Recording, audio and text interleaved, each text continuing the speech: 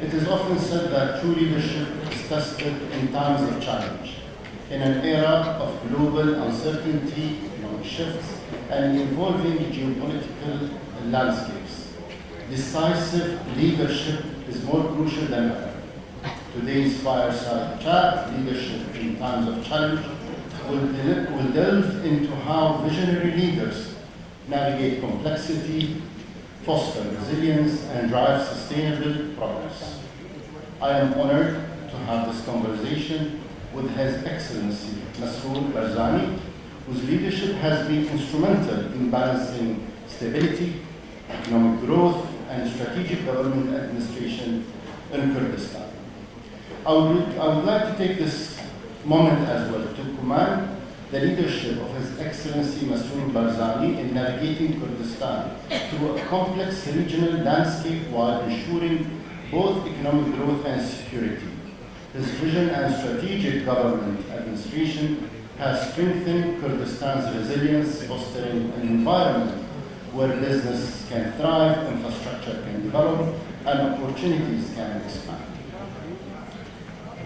Moderating the session is actually a huge honor for me, because sometimes many people moderate and they don't know the place that they're referring to. I was privileged and honored to visit Kurdistan and to see what you've done, Your Excellency, to your nation and to your people. If you may allow me, first of all, we'd like to hear from you about your strategic vision for your beloved nation. Well, thank you, Abdullah. Thank you very much. I'm very pleased and honored to be here and to come back to Dubai to the World Government Summit. And it's good to see you again. Of course, you've been instrumental in supporting us and helping us as government and also as on a personal level. So I must extend my thanks to the government of the UAE and also to yourself. Of course, no one can do everything alone. I'm very pleased to say and honored that we have a very dedicated staff, people that are working day and night to help us achieve our goals. Of course, like many other nations, many other countries, we have many challenges, but our goal is to move forward, to take care of the problems, make sure that the damages are minimal, and learn from the mistakes, change risks to opportunities, and also try to look at how we can develop our economy, help the political stability, and of course maintain the security that we do have in Kurdistan, which has been instrumental in attracting businesses throughout the world to come to our region. We are trying to solve our political disputes and problems with the federal government in Baghdad, but at the same time look at the opportunities that are available, work closely with the private sector, look at how we can reform the government projects and the agenda that we have for reform in Kurdistan. So far, I can say that we have been successful in achieving many of the goals that we have, but of course, there is a lot that we need to do in the future. Your Excellency, amazing tips on how to navigate in an ever-changing world. And this is where I think many of us here, including myself, would like to get some lessons and tips on how do you see leadership in managing things delicately, politics, environment, climate change, economic, social, youth, expectations. If you can advise on effective leadership of today, what's required from leaders? Dedication, honesty, determination, resilience. These are qualities that every leadership needs to have. You need to look at what your people want the most. You always have to put people at the center of your agenda, and that's exactly what I did. I looked at our people and see what they need and how we can best serve our people. In order to do that, there are many things that you have to do. You have to make compromises, you have to actually fight in many different fronts to achieve the goals that will be once again put to the use of the people. So we've been trying to look at the well-being of people, how we can do this. Of course, the expectations are too many. There are always the younger generation that is more motivated, that wants to have a better future. And there's also the older generation that is used to a particular way of life. And you need to also accommodate their needs. Keeping that balance is a bit challenging, but it's not impossible. You need to work with different generations. You need to look at different opportunities. And also you have to learn from the success stories of the countries that have gone through this path. And in our case, UAE has been a model that we've been looking up to, and really it has helped us to accelerate the changes and the reforms that we have done in our region. Your Excellency, when you mentioned the word people, when I was in Erbil, by the way, it's a beautiful city, worth visiting, worth investing in, enjoying. When I went to Erbil, I saw lots of young people, very active, very dynamic. And I would like to zoom in on how do you see the role of the youth of Kurdistan in the prosperity of Kurdistan in the coming years. Of course, education always is the first thing. We are trying to build institutions that can provide a world standard education to our youth. I'm proud to say that today we have many different universities, some public, some private.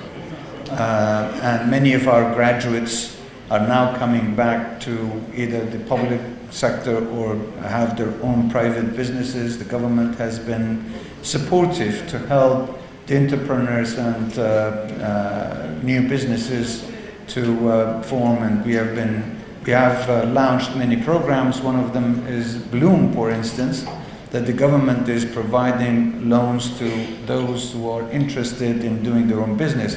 I've met with some of the people that have benefited from this program and the government, and as a result, many others are now looking at the success stories of these young entrepreneurs who have expanded their businesses, who have managed to employ many others, and they're looking at this success story and trying to imitate what they've done in their own ways.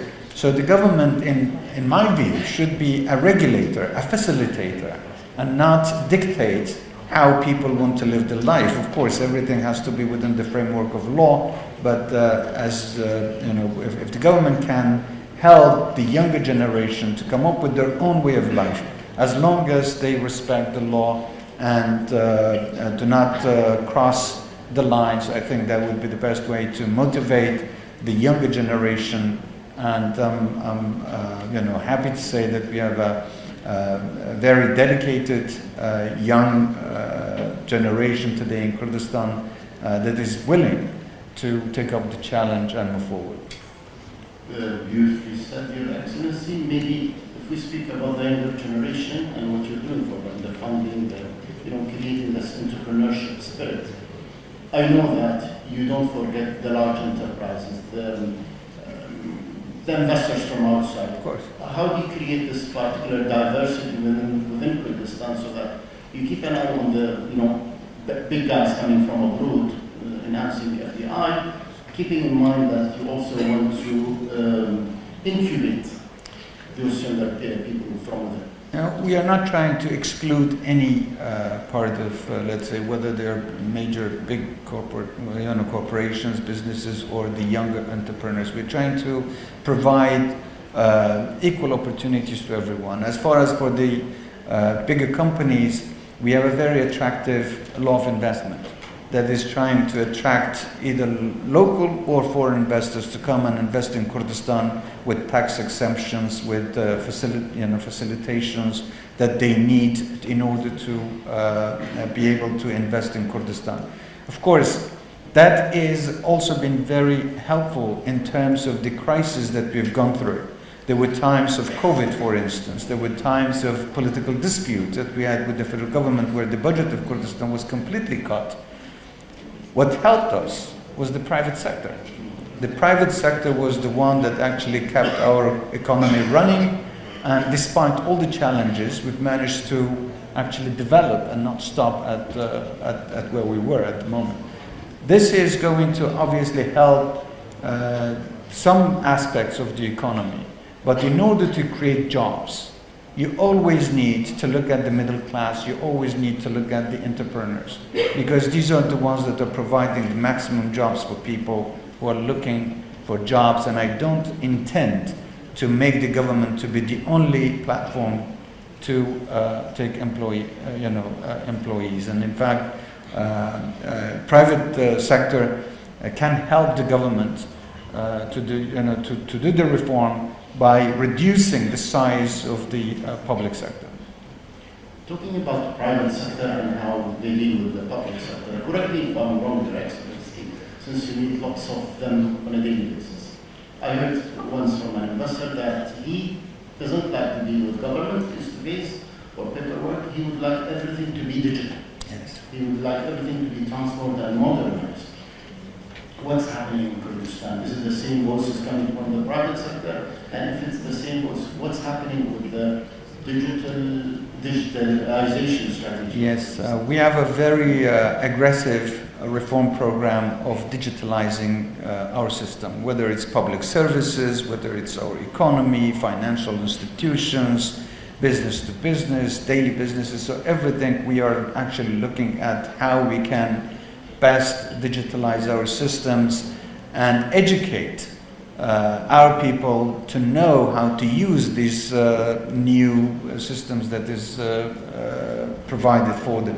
Let's not forget, we still have an older generation that is struggling to use this new technology. But that's not stopped us, because we continue to provide the services for those who need it, but also we have created a very advanced data center, and we're trying to basically do everything based on the analysis and the calculations of the data that we have, and based on that we are looking at how best we can create a system where citizens can easily deal with the daily lives and the businesses they need, their requirements, and even interactions with the government without having to go through so many different routines and then be bored with it. We are cutting down all these steps. We are trying to make things available for them. For instance, payment. People have to go and stand in line to pay for electricity or for any bills that they have to pay to the government. Now, with this new systems, with the digitalization, you can actually use your phone to pay wherever you want, whenever you want, however you want. So these are the kind of things that people expect, and we are at the stage of transition. I'm not saying that we've done everything yet, but we have a very good start. Knowing your people and working on the your leadership, it's gonna happen. When we speak about, this is my last question. As we speak about advanced technologies, it's all about the future, about AI, about so many things. But let's talk to the people in this audience and people who are watching us and listening to us online. If we ask His Excellency Masrour Barzani to draw an image of Kurdistan 10 years from now, what's your dream for your nation? What's your dream for the people and the vision that you have for your beautiful nation? And that's the closing remark. Kurdistan is a beautiful place. We are not trying to copy any other country. We are not trying to imitate any other country. We want to learn from the successes that successful countries and nations have achieved. Of course, in 10 years' time, I see Kurdistan as a peaceful, prosperous, developed region that can be a beacon of hope for many people in this turbulent area of the Middle East, with a developed economy, sustainable economy, with basically a digital financial banking system, with investments coming from different parts of the world.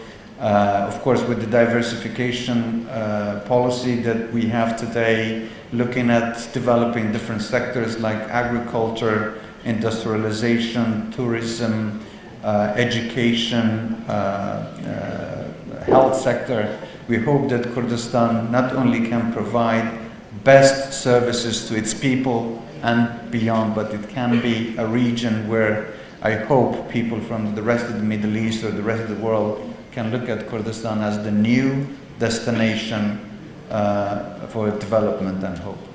I'll be the biggest supporter of that particular mission. Your Excellency, every time I listen to you, words of wisdom, words of determination, visionary leadership, honestly, and lessons on how to navigate and manage things in a very delicate way. I wish you and the people of Kurdistan the best. Very honored to moderate the session. I know we have another little rush, but hence we have to say goodbye and hopefully we'll see you soon. Well, thank you very much. Thank you very much. It's an honor to be here.